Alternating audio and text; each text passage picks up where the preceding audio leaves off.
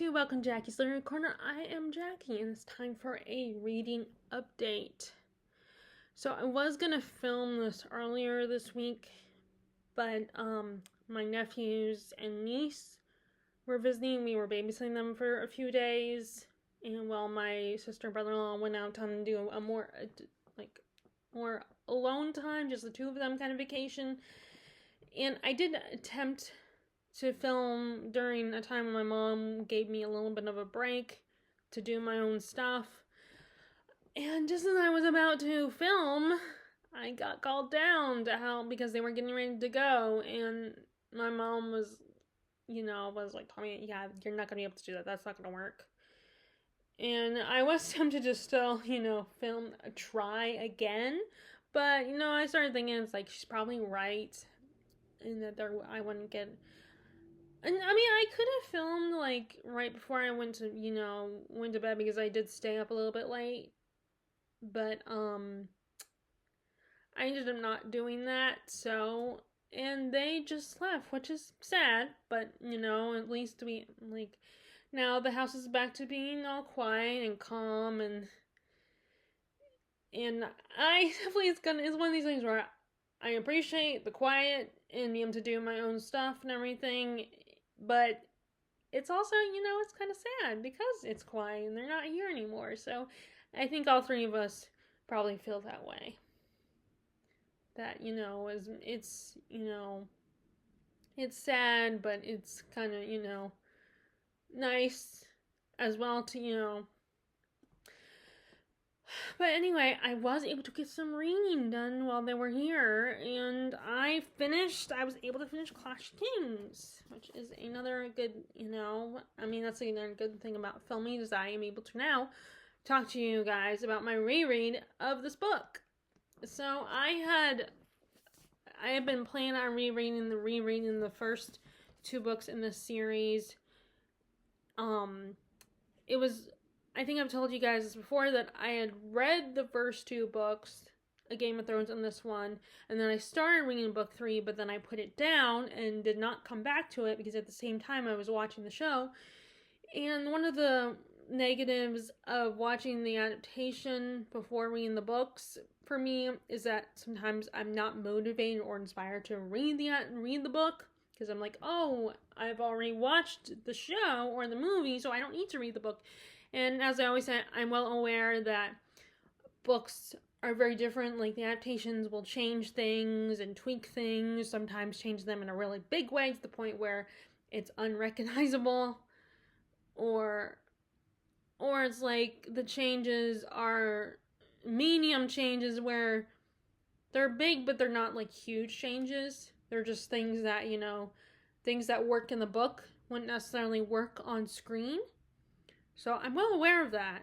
But I still, my logic is that, I'm feeling like I've seen the adaptation. I just don't want to read the book because I can just watch the movie or the TV show. And so when I was watching the show Game of Thrones, I was not feeling the need to read the books.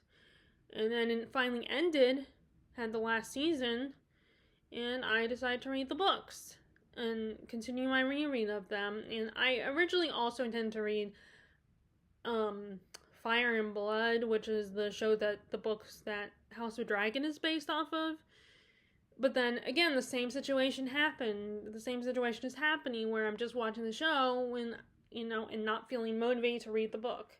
Plus, I have a hardback copy, and because of that book is just as long, maybe even longer than this. And it's just harder I can't just travel with it with me.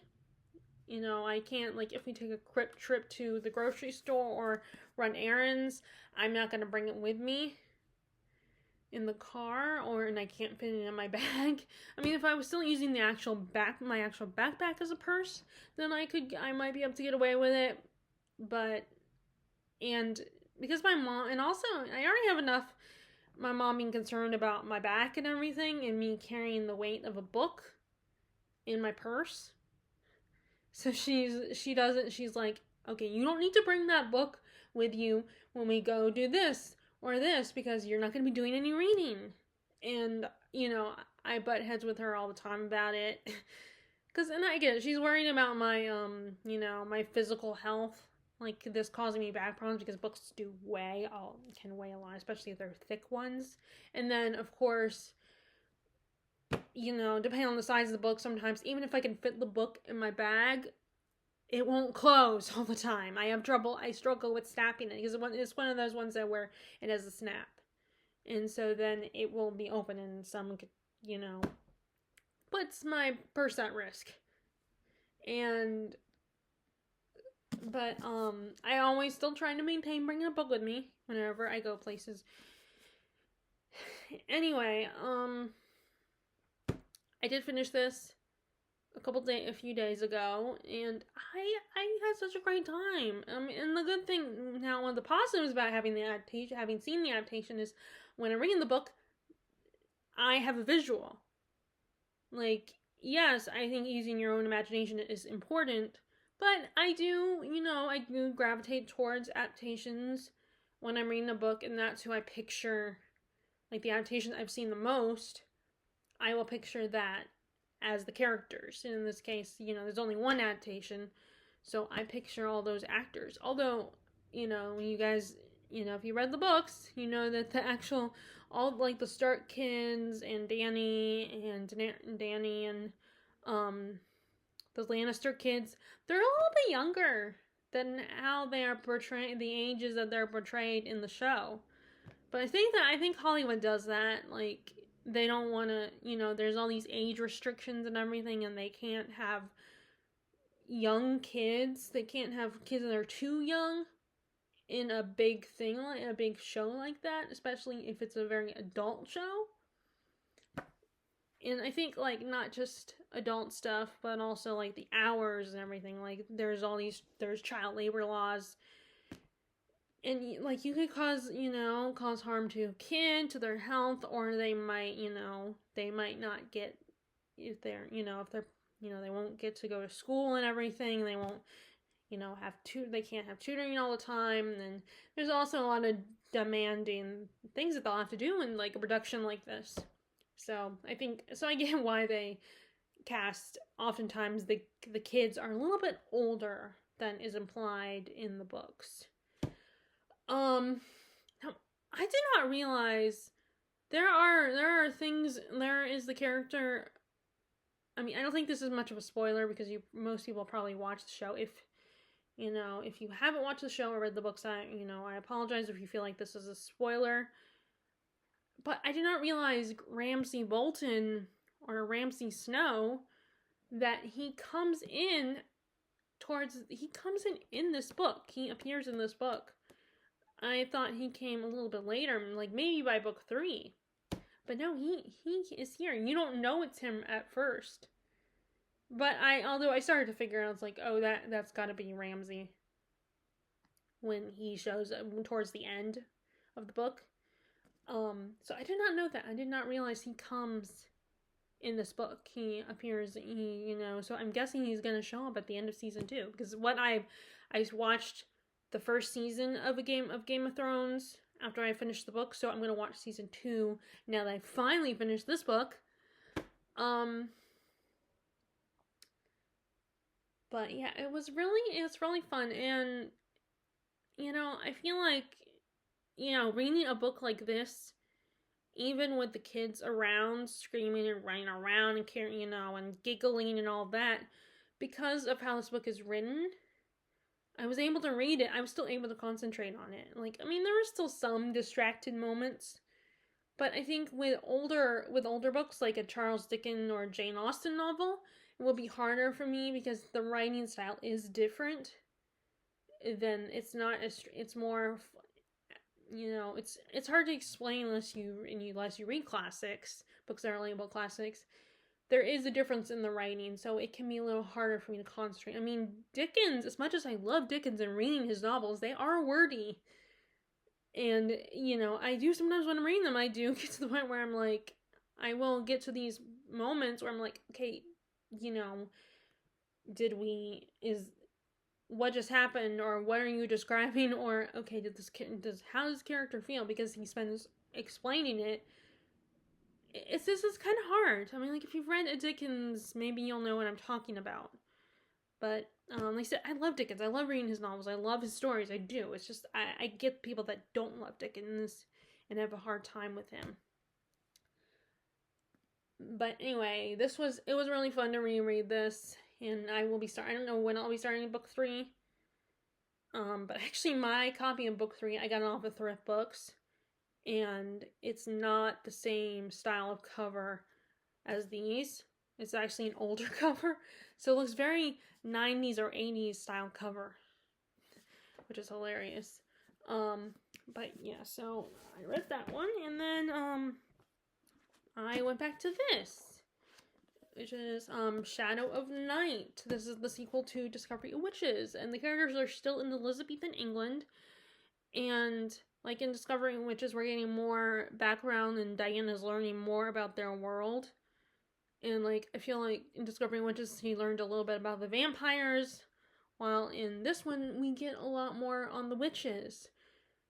And Diana's learning more about her powers and understanding them. And I really like the lore and the mythology created in this book. I find it really fascinating and really cool, and find out more about what Diana is capable of, what she can do. I think that's really cool and really fun.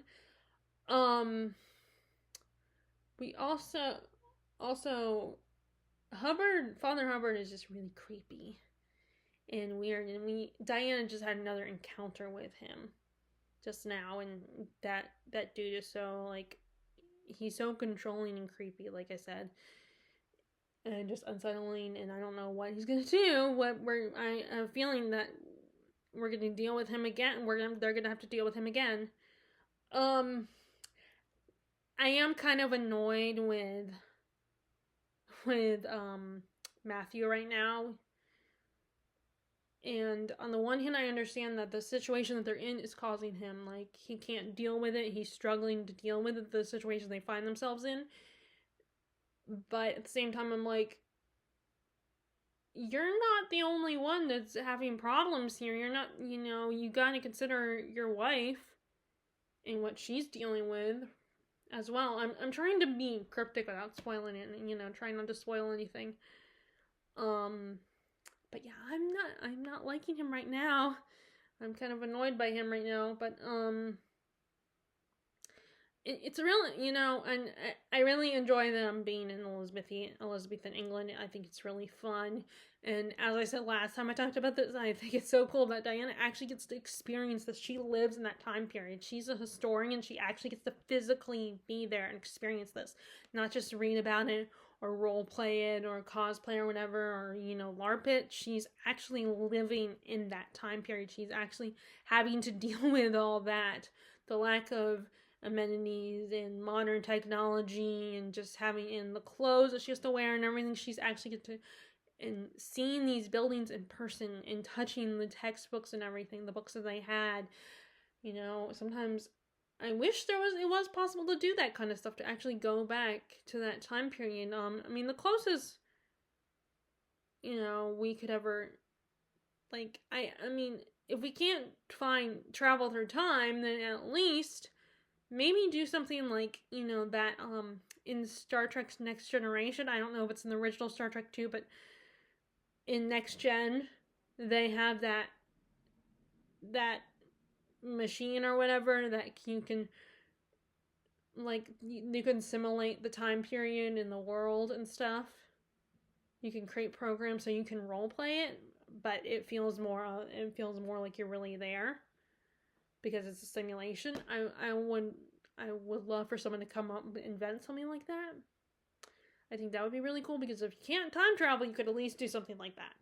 But I don't know how far science is going to get. Who knows? But yeah, I'm really enjoying this, and I'm enjoying this one too, and I'm gonna, hopefully I can get it done, and get it done before the end of the month. I only have that much left to read, so I'll have to read some today. I definitely have to read some today. So those are the only books I'm reading, but I did want to show you a book that I purchased. So I was able to go to Books A Million because we took my niece to Claire's, and then my mom had to get stuff at Food Lion, which is next door to Books A Million. And so Mom let me, while they were at Food Lion, I was able to go to Books A Million, and I finally got this book, Kate Morton's latest book, Homecoming. I love Kate Morton and her writing. I love her stories. She does like 2 timeline stories where she will have the modern day timeline where it's like early 2000s or the 90s or something, depends on when she wrote the book. And then there's always like the characters find some hints of the past. Like they will find that there might be some secrets about what happened in a long time ago, and we will get that story as well, and we'll go back and forth between the modern day and the past storyline. And of course, they're often, the central figures are females, are women, with of course there's still men in the story. And so let me read. Okay, I do not remember. So it says, at the end of the scorching hot day, beside a creek on the grounds of a grand country house, a local man makes a terrible discovery. Police are called, and the small town of Tambilla becomes embroiled in one of those baffling murder mysteries in the history of South Australia. So yeah, that's the other thing. Either her books are set in Australia because she herself is Australian, or they're set in England. Because I believe that she also has lived in England. She also lives in England. The author, I mean.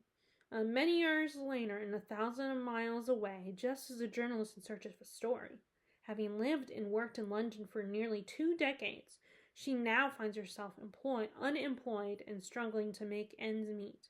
A phone call summons her back to Sydney, where her beloved grandmother Nora, who raised Jess when her mother could not, has suffered a fall and is seriously in the hospital. At Nora's house, Jess discovers a true crime book chronicling a long-buried police case, the Turner family tragedy of 1959. It is only when Jess skims through its pages that she finds a shocking connection between her own family and this notorious event. A mystery that has never been satisfactorily resolved. An epic story that spans generations. Homecoming asks what we would do for those we love, how we protect the lies we tell, and what it means to come home. It explores the power of motherhood, the corrosive effects of tightly held secrets, and the healing nature of truth. Above all, it is an intricate and spellbinding novel from one of the finest writers working today. So that is Homecoming. So it was one of these things where like I kept meaning to buy it because I know I'm going to enjoy it. I love Kate Morton. I love her writing. I love her stories. But oftentimes I get sidetracked by like horror books or fantasy books, and I end up not buying it either. And then there's also like books in series where I need to buy the next book in the series.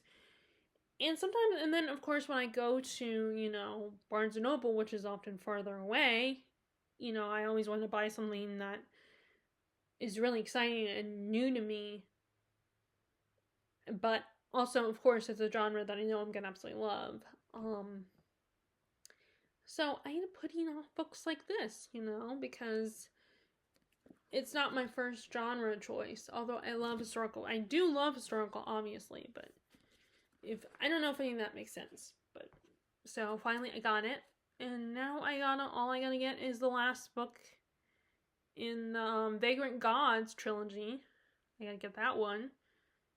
And I keep meaning to get The Dead Zone. That's one of the ones I keep picking up and thinking about getting out of my Stephen King books. So that's another one I want to get as well, but my excuse is always like, maybe I should read some of my other Stephen King books first before I get that, but then I never do, because Stephen King books often tend to be really long and are big commitments. But anyway, so this is my latest book purchase. I have not been to the Roast office lately. not since the beginning of the month, because, you know, it's been raining here, and the kids wouldn't be as interested in that. On a non-book related note, though, we did go, we went bowling with them, and we did do the pool at least once, but that was when my sister and brother-in-law were still here, and it was the least, you know, it was just overcast day, so the sun was sort of partially out, and then but we went to the movies yesterday, so and I finally got to see Deadpool and Wolverine. So it was either, I knew that the options were like either I would see one of the kids' movies, which was, you know, they had already seen Inside Out 2, and that's the only one I probably was interested in out of, like, that's where the target audience is kids. That's the only one, so that one I will probably just wait until it comes on Disney Plus to see that movie. It was either that or in Despicable Me 4, which I was not interested in, and then there was Harold and the Purple Crayon, which is the one they actually saw. I wasn't interested in that either. And, you know, Harold and the Purple Crayon, I'm sure is really cute and a fun movie. I probably still would have liked it, but I was kind of more interested in seeing Deadpool and Wolverine. So I figured I'd take the opportunity and ask my mom if she could buy me a ticket to see that while they go see their movie. And I am so glad I did. I love that movie. It was so much fun. Although, you know, I wish someone had been with me, but my dad wasn't interested. He doesn't like going to the movies. And, so I was by myself. But the good news, I had the row to myself. I mean, there were still plenty of people in the theater, but there was no one in my row. It wasn't, like, crowded or anything.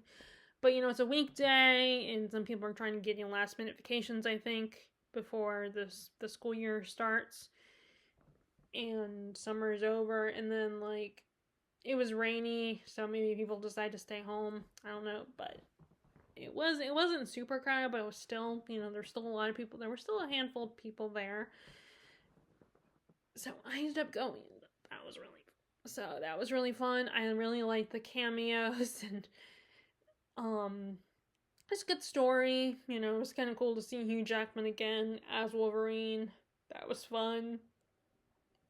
And I loved all the jokes, all the inside jokes. And that's actually the second Deadpool movie I've seen. Like, I haven't seen the other ones yet. I think there's been, I don't know how many there's been, but I've seen one of them. The one with Josh Brolin in it as I think he's the antagonist. And, so yeah, I've only seen two of them. I should see if I can get access to the other ones, but I would probably have to check, like, Max or, Netflix or somewhere, because I don't know if they're on Disney Plus. Although one of the inside jokes was that, you know, Disney had to fight to acquire the rights to, you know, all those Marvel stuff. Like, there was this big negotiation thing, and I think they did, so now I think you can watch these movies, you know, so yeah, I think you can now watch the other Marvel movies that weren't originally part of the MCU on Disney, I think. I'm not sure about that, but they kind of made a joke about that in the movie, so, anyway, but it was fun. I'm glad I got to see it, and I definitely like this better than, because Multiverse of Madness was kind of disappointing, and I feel bad that I dragged Terry to see that, because it was either that one or I think the Downton Abbey, the second movie, came out that around the same time. It was either that one or, you know, and my parents went to see the Downton movie, and then I took my, you know, Terry when she was visiting to see Multiverse of Madness, and that, like I said, ended up being disappointing, and I wish I had seen the other one. Now, obviously in this case, I'm perfectly content, like, not seeing Harold and the Purple Crayon. That doesn't bother me. I don't regret it, you know. Maybe I'll watch it if I ever see it on TV or something. I don't know, but I was very happy and really enjoyed it. And now I could talk to my friend, because I was so, like, I wanted to talk about it after having seen it, but it's kind of hard because my parents don't know. My parents, you know, my dad hasn't watched all the Marvel movies. He's watched some of them. And my mom doesn't care. And, you know, of course I can't talk to the kids about it. So it's like I was dying to talk to someone. So now I at least get to, you know, I'll probably, you know, text Larissa back and forth about it because she's the only one that I know has seen it and is a fan and everything. Like, I think, you know, I think Terry is a fan, but she's not like a hardcore fan. Like, she hasn't seen all the Marvel movies, I don't think. So I don't know if she would care as much. But I do think I could talk to Larissa about it, and possibly Trace. I don't know. But anyway, so that is my non-bookish thing I wanted to mention. Anyway, so I'm gonna get back to Shadow of a Night, and I think I might pick up this book soon, Lady Oddly Secret, and get back to this one as well. No, I didn't get that as far as in this one, so I got a lot to read about this one, and I feel like, again, I might have to start over, which is what happened last time. I might not start over, though, because even though I didn't get very far, I don't know if I want to start over again. But also, I kept thinking about, there's all these other books, like Sally Bowman's The Visitors. That's the one that takes place in Egypt, and I think, I can't remember, I always forget let's see, okay, so it is in the 20s. I couldn't remember. But that one, and then also the Pillow Book. This one, as well, I've been meaning to get to this one, and then maybe thinking about combining reading these two at the same time, because this one is this is a Asian fantasy inspired world, and I thought, you know, reading these two might be a fun combo. And then there's some of the books, like I said, I wanted to get to Katie Lumsden's, The Secrets of Heartwood Hall. I wanted to get to that one, and then, you know, there's, like, you guys saw I did that video on, you know, potential reads for August, and of course, it was a list of several books that I wanted to read. I mean, it was shorter compared to what I've done in the past, but still, it's still a good chunk of books, and I probably won't get to all of them. And also, you know, I don't know what's going to happen in September, because I'm hoping our trip to London will be in September.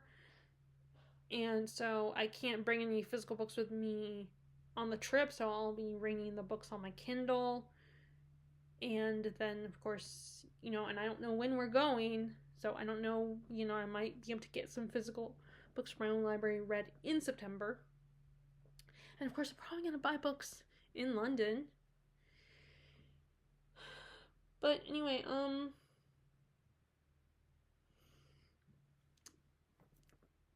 So I don't know what my September reading will look like, but I still have, you know, it's only August 9th. So I still have a few weeks to get some reading done. So I don't know what books I'm going to read after I read Shadow of Night, but anyway, I hope you guys are enjoying your reading this summer, and have any of you seen Deadpool and Wolverine? I would love to know. And if you like this video, please give it a thumbs up, click subscribe if you're interested in more of my content. And I would love to know what you are currently reading right now. And, you know, click the bell icon if you want to be notified about my latest videos.